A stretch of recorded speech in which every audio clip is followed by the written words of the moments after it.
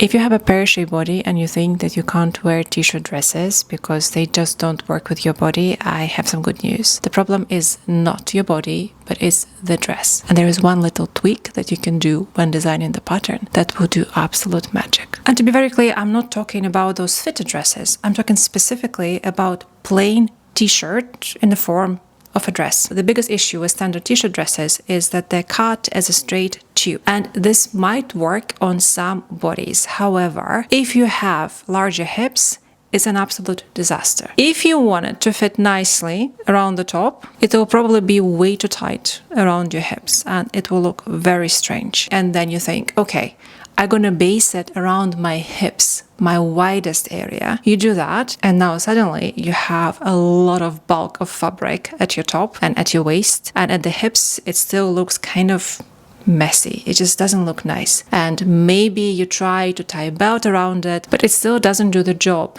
Why? Think about it this way. Your body is basically a shape of a triangle, and you are trying to fit it into rectangle. No matter what you do, the proportions are off. They just don't work. So what should you do? You should follow the shape of your body. You need just one tiny adjustment during the pattern making process. All you want to do is to transform your side seam from the straight one into an A-line one. And it doesn't have to be a huge adjustment for this to work. Look, I'm wearing a t-shirt dress right now, and it doesn't look like I'm wearing some special A-line dress. It looks like a normal t-shirt. It's super comfortable. It's not too big on my top. It's not too small around my hips. What have I done? I have worked with the shape of my body, and I added a slight A-line to my side seam. And the pattern for this dress is ridiculously simple. It is based on a simplified boxy block. We use these simplified blocks for our beginner-friendly course relaxed fit tops. So if you've never made any garment before,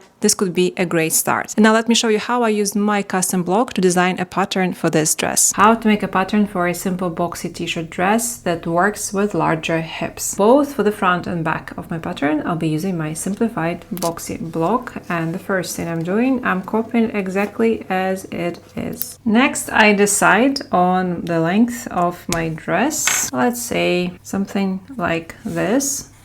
Then I make a call on the length of my sleeve. In this case, I want to make it a little bit shorter here. And the last step, I need to turn my straight side seam into an A-line. Nothing dramatic, a very subtle one. And redraw the armhole line.